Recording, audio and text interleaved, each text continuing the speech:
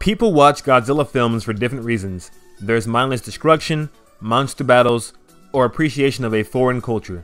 Some people want the concept taken as seriously as possible, and others want absurdity. Naturally, as the longest running film series in history, more than 30 films over 60 years, the Godzilla series has quite a few low points. Though even film series with shorter histories and fewer entries have had it just as bad or worse. But back to Godzilla. A popular notion about the franchise is that the human characters are entirely dull or disposable, and you are supposed to fast forward ahead to the action. Even then, you're only meant to derive ironic pleasure from it. Those who desire inspired direction or acting, legitimately good films, you search here in vain. Really, the only film exempt from this widespread opinion is the original, Ishiro Honda's Godzilla. And even then it took at least 30 years for it to start getting the respect that it deserves. And as I alluded to earlier, this reputation has some truth to it. There are quite a few duds with the name Godzilla attached to it. However, this broad strokes approach has caused many to snub and overlook some worthwhile films besides the very first, and with this video I hope to bring some attention to them. And as a result, I will not discuss the original film or its Americanized counterpart, Godzilla King of the Monsters. But not only are they the best of the series, both are amazing films and I encourage you to check them out. Many of these films might look rough in some places. That's natural given their age and the far smaller budgets Japanese filmmakers have had in comparison to their Hollywood counterparts at any point in cinematic history, and the poor treatment these films have often been subjected to, terrible dubbing, what is all this? And lackluster visual presentation hasn't done them any favors. But I invite you to view them in their best quality possible and give these films an honest chance. Look, that's not to say this is high art or something along those lines, though my selections ahead are legitimately entertaining and well-crafted films, not just as Godzilla films or monster films, but legitimately good as films in general. If anything, the fact that they turned out so well despite their circumstances should be a testament to the talent behind them. But without further ado, and those standards in mind, here are what I consider to be the artistic heights of the Godzilla series.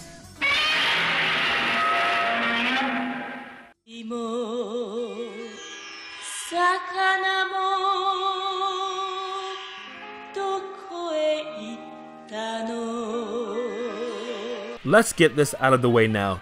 Godzilla vs. Hedorah is very much influenced by its time. Released in the height of the counterculture movement and the environmental crisis plaguing most developed countries. You see, like the rest of the civilized world in the late 60s and early 70s, there was a serious disconnect between generations, and the miracles of industrialization have resulted in rampant pollution that can no longer be ignored. Very much like the times, it's a fairly cynical film, taking jabs at both the youth revolution and the authorities who opposed them. Still, it comes down harder on the youth movement, illustrating how liberalism taken too far is short-sighted and ultimately the road to destruction. And another thing, Godzilla vs. Hedorah is sort of a loose reimagining of the original film that replaces commentary about nuclear anxiety with that of the aforementioned environmental concerns. Dr. Yano is basically Dr. Serizawa. Both are scientists, both have one eye concealed due to injuries, both own similar fish tanks and their occupants meet terrible fates, and both play an important role in defeating the antagonist. Lastly, Hedorah begins its path of destruction as a sea creature sinking ships before coming ashore and killing thousands in its wake. See? Very much like Godzilla. Is that to say it's a thought-provoking, nuanced analysis of these issues? Nope. But it's definitely an ambitious and artistically creative one. It's an unorthodox film in almost every conceivable way. At first glance, thanks to the child protagonist and Godzilla's depiction as a champion of the earth, it would appear to be aimed at kids. Yet it's actually one of the darker installments in the entire franchise. It's a grim and brutal film filled with numerous on-screen deaths, constant tonal shifts, implied nudity, animated interludes, music videos, drug-induced hallucinations, a very odd score, and an antagonist that is a menacing invention in both concept and realization. But moving on, the production value is respectable for its time and budgetary restraints. Keep in mind that everything else around it was loaded with stock footage. Its child protagonist, Ken, is one of the better examples of such in the genre, and is pretty endearing, and director Yoshimitsu Banno's surrealist atmosphere and dazzling cinematography makes up for most narrative deficiencies. Its problems include a third act where it becomes more conventional, and the characters, while fine, are more bystanders than actual characters. Godzilla's flight is also a blight on the film. The idea itself is fine and the source of much needed levity, but it's not filmed well, and the scene goes on for far too long. It might be a bit of a stretch to call Godzilla vs. Hedorah good in a traditional sense, though it's certainly nothing to be ashamed of, and the series would be a lot better off than it is today if it were the worst thing it had to its name. Hey, listen to me now, Mikawa. If there's any chance of averting this war, you better tell me about it and tell me about it right now. Because if we don't find a solution to this thing, happiness in this world ain't gonna be worth a hill of beans, you hear? As the space race between the United States and Soviet Union really started to heat up, with the two global superpowers testing one another's technological prowess, It served as plenty of imagination fuel for storytellers around the world, and this included the Japanese effects film powerhouse, Toho. The company had already been dabbling in alien invasion narratives since the mid-1950s, however they would take a bold leap forward in 1965 when they finally crossed the genre with that of their biggest international claim to fame, Godzilla. Only a few years after the first men were spinning through Earth's orbit, the Great Monster War would see humanity traveling across the universe, exploring distant worlds, dealing with a possible future where an intelligent species surrendered feelings and emotion to machine, and introduced what would become a recurring concept throughout the series: humanoid invaders from another world assuming control of giant monsters and using them to trample upon Earth's cities. That's right, international relations, space exploration, and the potential next stage in human evolution all come to play in the Great Monster War. While the film isn't some thorough examination of these themes and concepts, it is, however, a well-crafted and engaging alien invasion film. Yes, Godzilla and his monster co-stars, King Hedorah and Rodan, get a limited amount of screen time here, but it's not as bad as it might seem for two good reasons. 1. The monster fights are worth the wait. They are insanely intense and realized fantastically. The monsters themselves are so full of life, energy, and personality. Godzilla even does the Ali Shuffle and the She Victory dance. Hooray for obscure pop culture references. The production values and special effects in general are incredible for their time and provide for some of the most beautiful visuals of the series. 2. The characters and invasion narrative are entertaining enough to carry the film without the monsters. As implied earlier, Toho would go on to reuse the general plot of this film multiple times, yet they would never fully recapture the magic. One thing this film has in its favor over the competition is its charming collection of characters. Despite the language barrier, actor Nick Adams and Akira Takarada share amazing chemistry, and the supporting cast is just as engrossing. Some of Toho's finest actors and actresses deliver some of their finest performances. Okay, this. I know what you're thinking. Although their outfits are more than a little goofy, the Exilians prove to be a memorable and effective antagonist. Speaking of which, this film leans towards the lighter side of things and isn't afraid to get a bit goofy at times. Thankfully, director Ishiro Honda's direction allows the film to maintain an air of credibility and prevents it from falling to the depths that would soon become commonplace in the series. Plus, these moments are brief. Tonally, I would compare it to The Day the Earth Stood Still, or Planet of the Apes, or Star Trek, and perhaps certain episodes of The Twilight Zone. On the musical side of things, Akira Ifukube delivers one of his best scores and gives us the iconic Monster Zero March. Its biggest shortcomings would be exposing the alien deception too soon, and its really flimsy narrative. However, the likability of the characters, masterful direction, and smooth pacing does a good job negating these missteps, and overall makes Great Monster War pure science fiction goodness.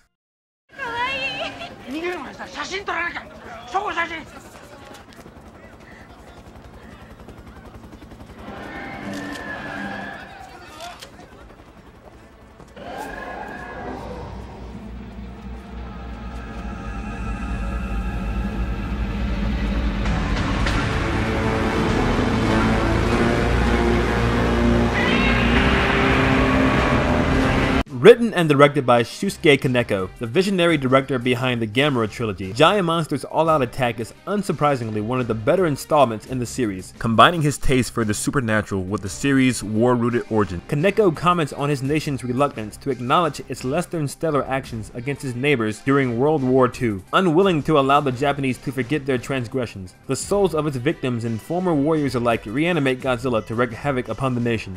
When even Japan's improved military might proves ineffective, only the Guardian monsters stand a chance against the wrath of Godzilla. Whether as sober commentary or simple entertainment, GMK delivers on both fronts. Of the modern practical effects films, GMK easily outdoes its competition and offers some of the most exciting and well-shot monster action in the series. The characters and plot of GMK are not just one of the better efforts in the series, they're legitimately good. Yuri and her father, Admiral Tezo, have a touching daughter-father relationship and complement the themes of the film nicely. Yuri's figurative journey from youth, carefree and selfish, to an adult ready to properly grapple with the literal demon of the past is as interesting as the monster mashes. All of the supporting characters bring good performances to the table as well. Visually, the film is not as polished as Gamera 3, though it still looks great, and its cinematography is one of the best of the Godzilla series. Ko Otani, who you might recognize for Mobile Suit Gundam Wing, Shadow of the Colossus, and the Gamera trilogy, is responsible for the electronic score and does a fine job. It's worth mentioning that some people hate the new takes on the monsters, or would have preferred Kaneko's original choices for the Guardian monsters. But those are all superficial details that have little bearing on the final product. And the final product, besides not fully exploring its themes and a third act that's stretched pretty thin, it's quite satisfying and makes for quality entertainment with a little substance. What happens to you is no concern of ours. Our island has been cruelly used. Our people stricken with disease. You played with the fires of the gods. And you dare to come here and ask us for help? As the painful memories and anxieties of the Second World War faded from mainstream Japanese consciousness, replaced by the booming economy and optimistic outlook for the future, Ishiro Honda and friends managed to get one more semi-serious feature out before the series began tumbling down a path plagued by mindlessness, immaturity, and shoddy production value. Here we see the power of critical media and science join forces to combat corporate and political corruption, and later, the physical manifestation of humanity's failures, Godzilla.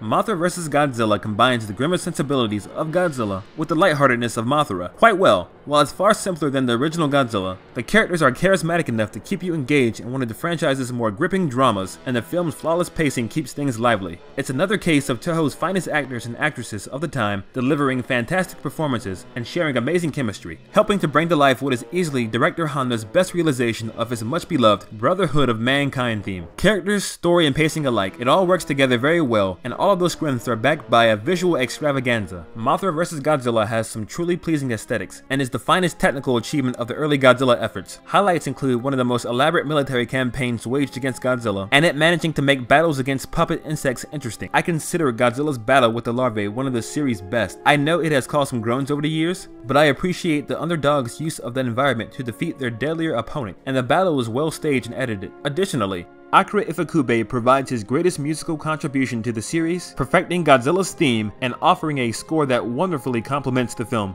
The only things holding Mothra vs. Godzilla back from reaching the heights of the original Godzilla film are its lack of depth, a few spotty editing choices, and a bit of contrived drama meant to keep the characters involved in the third act. Nevertheless, it largely excels and is truly a fine exercise in spectacle filmmaking, even outside the context of its genre.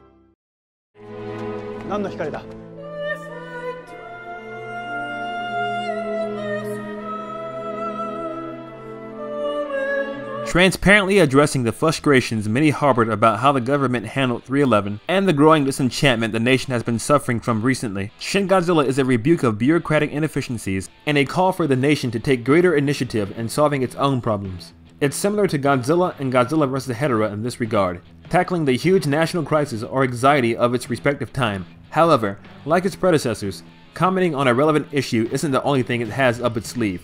Shin Godzilla is the most effective combination of political commentary, interesting characters, humor, and monster action the series has to offer. Director Hideaki Anno, famous for Neon Genesis Evangelion and Gunbuster, manages to breathe new life into what had become a stagnant franchise and remain faithful to the series' roots. It's the first film of the genre to raise the bar since Kaneko broke new grounds with Gamera over 2 decades ago. In addition, the film is a treat for the senses, benefiting from fast pacing, creative editing, and sharp dialogue that keeps meetings interesting. It has some of the most gorgeous cinematography and well-shot action of the genre, by far the best-looking Godzilla film to date. Given its budgetary and schedule limitations, the film shouldn't be expected to live up to standards set by Hollywood blockbusters. However, the effects are quite impressive far more often than not.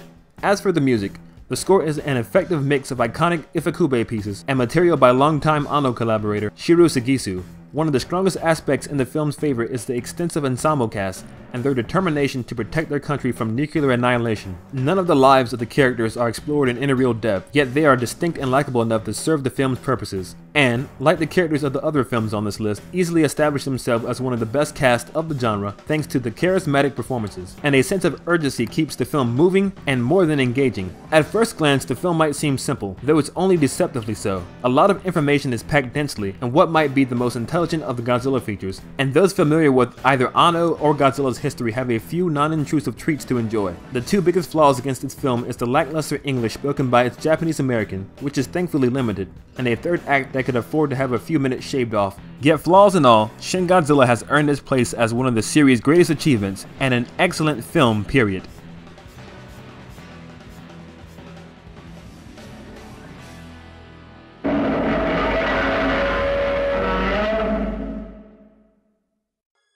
You might notice some of my choices in films might not offer much Godzilla or the interpretation of the character that most people prefer. That's because Godzilla is only a small part of these films, and I place greater emphasis on the other elements that make up the whole. Having the best version of Godzilla in a mediocre or bad film doesn't offer you much, but a passable Godzilla in a good or great film is something worth your time. It takes more than monster action to keep me interested.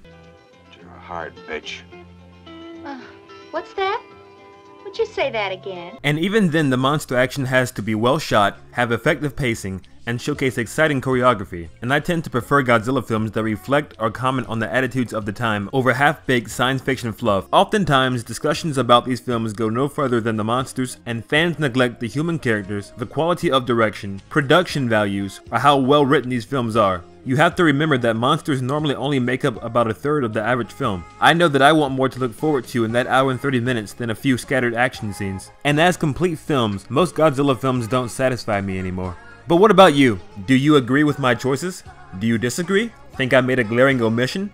More importantly, I'd like to know what your favorite Godzilla films are and why. What do you look for when it comes to the franchise? And as always, if you enjoyed this video, hit the like and subscribe buttons to show your support, and I will see you again next time.